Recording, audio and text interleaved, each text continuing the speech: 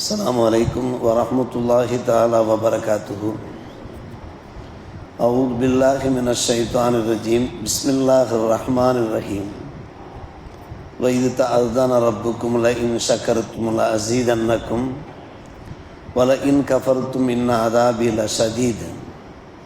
آمنا بالله صدق الله مولانا العلي العظيم. உங்களுடைய ரப்பு உங்களுக்கு அறிவிப்பு செய்கிறான், ஆணை பிறப்பிக்கின்றான். நீங்கள் நன்றி செலுத்தி வாழ்ந்தீர்கள் என்றால் உங்களுக்கு நன்மைகளை நிச்சயமாக நான் அதிகப்படுத்துவேன். நீங்கள் நன்றி கொன்றவர்களாக இருந்தீர்கள் என்றால் நிச்சயமாக என்னுடைய அதாபு மிக கடுமையானதாக இருக்கிறது. வகால மூசா இன் தக்ஃபுரு அன்தும் வமன் ஃபில் அர்து ஜமியா ஃபஇன்னல்லாஹ லகனியுன் ஹமீத். மூசா அலைஹிஸ்ஸலாம் தம்முடைய சமுதாயத்தை பார்த்து உரைத்தார்கள், நீங்களும் பூமியில் உள்ள அத்தனை பேரும் சேர்ந்து அல்லாஹுவை நிராகரித்தீர்கள் என்றால், அல்லாஹுக்கு நன்றி மாறு செய்தீர்கள் என்றால் அது பற்றி அல்லாஹ் பொருட்படுத்த மாட்டான். நிச்சயமாக அல்லாஹ் தேவையற்றவனும் புகழுக்கும் உரியவனுமாக இருக்கிறான் என்று மூசா அலைஹிஸ்ஸலாம் அவர்கள் தம்முடைய சமுதாயத்தை முன்னோக்கி சொன்னார்கள். இந்த வசனங்கள் சூரா இப்ராஹிம் 14ஆம் அத்தியாயத்தில் 7ஆம் 8ஆம் வசனங்களாக பதிவாகியிருக்கிறது. அல்லாஹ் நம் எல்லோருக்குமாக சேர்த்து ஒரு அறிவிப்பு செய்கிறான். உங்களுக்கு நான் என்னென்ன நியமத்துகளை வழங்கியிருக்கிறேனோ, நன்மைகளை தந்திருக்கிறேனோ, அதற்கு நீங்கள் நன்றி செலுத்தி வாழ வேண்டும். நன்றி செலுத்துவதனால் உங்களுக்குத்தான் அதில் நன்மைகள் இருக்கின்றன, பலாபலன்கள் இருக்கின்றன என்பதை அல்லாஹ் நமக்கு இங்கே தெளிவுபடுத்துகிறான். அல்லாஹ் நமக்கு எத்தனையோ நியமத்துகளை வாரி வழங்கியிருக்கிறான்.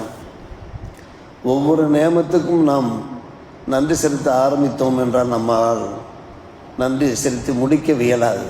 என்றாலும் கூட நன்றி உணர்ச்சியோடு அல்லாஹ் ரசூலுடைய கட்டளைகளுக்கு நாம் அடிபணிந்து வாழ கடமைப்பட்டிருக்கிறோம்.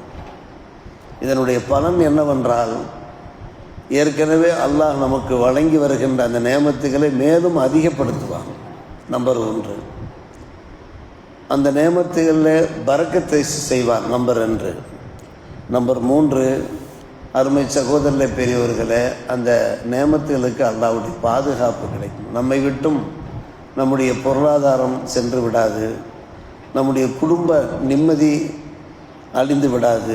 இப்படி பல்வேறுபட்ட நன்மைகளை அல்லாஹ் தருவான். நன்றி உடையவர்களாக நாம் வாழ வேண்டும். நன்றி இல்லாமல் நாம் வாழ்ந்தோம் என்றால் அதனுடைய விளைவு என்ன? கொடுத்ததை அல்லாஹ் எடுத்து விடுவான். மிகப்பெரிய இழப்புகளுக்கு நாம் ஆளாக வேண்டிய நிலை உண்டாகிவிடும். இதை அல்லாஹ் எச்சரிக்கை புரிகிறான். என்னுடைய அதாபு மிக கடுமையாக இருக்கிறது, நீங்கள் நன்றி கொன்றவர்களாக வாழ்ந்தீர்கள் என்றால். சாதாரணமாக நடைமுறையிலே சொல்வார்கள், உப்பிட்டவரை உள்ளளவும் நினை என்று சொல்வார்கள். இந்த உலக வாழ்க்கைக்கு மட்டுமல்ல, அல்லாஹ் நமக்கு ஆயிரம் நேமத்துகளை வழங்கியிருக்கிறானே, இங்கே உள்ளவர்களுக்கு, இந்த பிரபஞ்சத்தில் உள்ளவர்களுக்கு மட்டும் நாம் நன்றியுடையவர்களாக இருந்தால் போதுமா? அல்லாஹுதானே பிரபஞ்சத்தில் உள்ளவர்கள் அத்தனை பேருக்கும் நேமத்துகளை, அருள்கொடைகளை வாரி வழங்கியவாறு இருக்கிறான் என்றால், அன்பான பெருமக்களே, அல்லாஹுக்கு நாம் அதிகம் நன்றி செலுத்த கடமைப்பட்டிருக்கிறோம். அதனால்தான் தொழுகைக்கு பின்னாலே நாம் அல்லாஹ்விடத்தில் வேண்டுகிறோம், அல்லாஹும்ம இன் அலா திக்ரிக்க வ ஷுக்ரிக்க வ ஹுஸ்னி இபாதத்திக்க. அல்லாஹ், உனக்கு நன்றி செலுத்தவும், உன்னை நினைத்து பார்க்கவும், அழகிய முறையில் உன்னை வணங்கவும் எனக்கு நல்லொருள் புரிவாயாக, நல்லுதவி செய்வாயாக நாம் கேட்கிறோம். அருமையான ஒரு துவாவை பெருமானார் ரசூலை கரீம் ஸல்லல்லாஹு அலைஹி அவர்கள் தான் இந்த துவாவை நமக்கு கற்றுக் கொடுத்திருக்கிறார். அப்படியானால் சுக்ரியா செய்வது என்பது அதுவே அல்லாஹ் நமக்கு தருகிற ஒரு வரமாக இருக்கிறது. சுக்ரியா செய்யாமலும் நாம் வாழலாம், தான் தோன்றித்தனமாகவும் நாம் வாழலாம். ஆனால் சுக்ரியா செய்து வாழ வேண்டும் என்று நினைப்பது இருக்கிறதே, அது அல்லாஹ் நமக்கு அளித்த ஒரு பேரருள்கொடையாக இருக்கிறது. தாவூத் அலைஹிஸ்ஸலாத்து வஸ்ஸலாம் அவர்கள் அல்லாஹ்விடத்தில் அல்லாஹ் அளித்த நேமத்துகளுக்கு நன்றி செலுத்த ஆரம்பிக்கிற போது அவர்கள் முதலிலே சொல்வது, யா அல்லாஹ், எனக்கு நன்றி செலுத்த வேண்டும் என்கிற சிந்தனையை தந்தாயே, அதற்காக நான் உனக்கு நன்றி செலுத்துகிறேன் என்று சொல்வார்களாம். நன்றி செலுத்துகின்ற ஞாபகத்தை தந்தாயே, நன்றி உணர்ச்சியை தந்தாயா அல்லாஹ், அதற்காக முதற்கண் நான் உனக்கு நன்றி செலுத்துகிறேன் என்று நபி தாவூத் அலைஹிஸ்ஸலாத்து வஸ்ஸலாம் அவர்கள் அல்லாஹ்விடத்தில் பேசிய போது அப்போது அல்லாஹ் சொன்னான், இப்போதுதான் நீ உண்மையிலே நன்றி செலுத்தியவனாக ஆவாய் என்று சொன்னான்.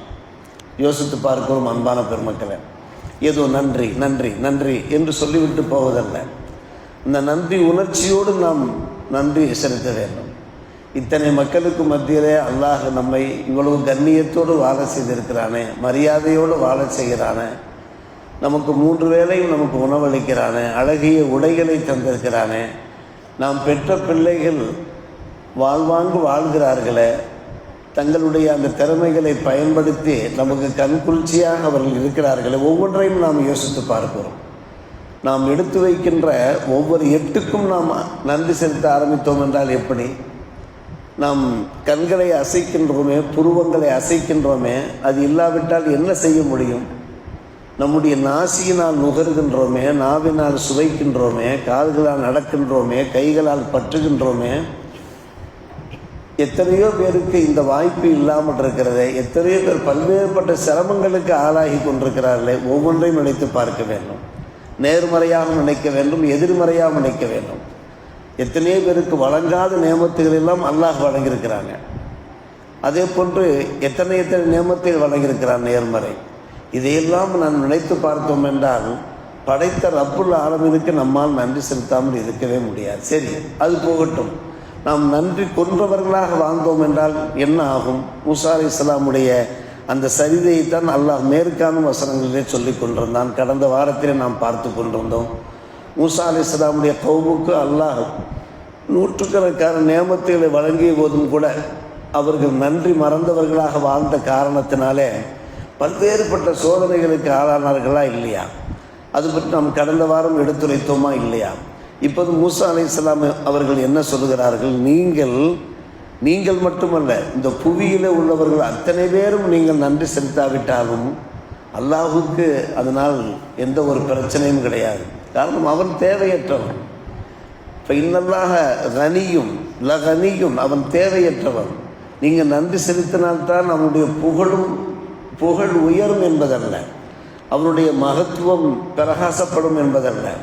அவன் தேவையற்றவன், அவன் புகழுக்குரியவன். அப்படியானால் நீங்கள் நன்றி கொன்றவர்களாக வாழ்ந்துகின்றால் உங்களுக்குத்தான் இழப்பு, உங்களுக்குத்தான் பாதிப்பு. நீங்கள் இந்த உலகத்தில் உங்களுக்கு வழங்கப்பட்ட அந்த செல்வங்கள் எப்படி அது கரைந்து போகும் என்று சொல்ல முடியாது. அதற்கு ஏதாவது சோதனைகள் ஏற்பட்டுவிடும். இந்த ஆயத்திற்கு அப்படித்தான் விளக்கம் சொல்கிறார்கள். நாம் அல்லாஹுக்கு நன்றி செலுத்தாமல் வாழ்ந்தோம் என்றால் நம்முடைய செல்வம் நீடிக்காது, நிலைத்திருக்காது. பல்வேறுபட்ட சோதனைகளுக்கு அல்லாஹ் ஆளாக்கிவிடும். அல்லாஹ் நம்மை பாதுகாக்க வேண்டும். அல்லாஹ் அளித்த அந்த நேமத்துகளுக்கு நாம் நன்றி செலுத்தாமல் இருந்தோம் என்றால் அந்த நேமத்துகள் நம்மை விட்டும் பறிபோய்விடும். அது பாதுகாப்பு இல்லாமல் போய்விடும். அதனுடைய விளைவை நீங்கத்தானே சந்திக்க வேண்டிய நிலை உண்டாகும். என்னுடைய அதாபு மிக கடுமையானதாக, இந்த ஒரு வார்த்தை போதுமா இல்லை, என்னுடைய அதாபு மிக கடுமையானதாக இருக்கிறதா இல்லையா என்று. எனவே நன்றி செலுத்துவதனால் நமக்கு கிடைக்கின்ற பலாபலன்கள் ல அஸீதன்னக்கும், நன்றி செலுத்தாவிட்டால் நமக்கு ஏற்படுகின்ற விளைவுகள் இன்ன அதாபி ல ஷதீத். இது போன்ற விஷயங்களை நாம் ஞாபகத்தில் வைத்துக்கொண்டு நாம் மக்களுக்கும் நன்றி செலுத்தக்கூடியவர்களாக இருக்க வேண்டும். நமக்கு யார் யாரெல்லாம் உபகாரம் செய்தார்களோ, யார் யாரெல்லாம் நம்முடைய கஷ்டங்களில் பங்கெடுக்கிறார்களோ, நம்முடைய பெற்றோர், நம்மை பெற்ற மாதா பிதாவாக இருக்கட்டும், நம்முடைய சொந்த பந்தங்களாக இருக்கட்டும், நம்முடைய நெருங்கிய நண்பர்களாக இருக்கட்டும், நம்முடைய குடும்பத்தினராக இருக்கட்டும், யாராக இருந்தாலும் அவர்களுக்கும் நாம் நன்றியுடையவர்களாக இருக்க வேண்டும். நமக்கு உபகாரம் செய்த அத்தனை பேருக்கும். அதே போன்று எல்லாவற்றுக்கும் காரணகர்த்தாவாக இருக்கக்கூடிய அல்லாஹுக்கு என்றைக்கும் நாம் நன்றி செலுத்த வேண்டும் என்பது வெறும் வார்த்தையினால் மட்டுமல்ல, நம்முடைய இபாதத்துகளால், வணக்க வழிபாடுகளால், உளப்பூர்வமாக மனப்பூர்வமாக நாம் அல்லாஹுக்கு நன்றி செலுத்தி வாழ்ந்தோம் என்றால் நம்முடைய வாழ்க்கை ஈருலகத்திலேயும் இன்னும் மேம்படுவதற்கு வாய்ப்பு இருக்கிறது என்பதை விளங்கி வாழ அல்லாஹ் நம்ம எல்லோருக்கும் நல்ல புரிவானாக. வாஹிர் தாவான் அல்ஹம்துலில்லாஹி ரப்பில் ஆலமீன்.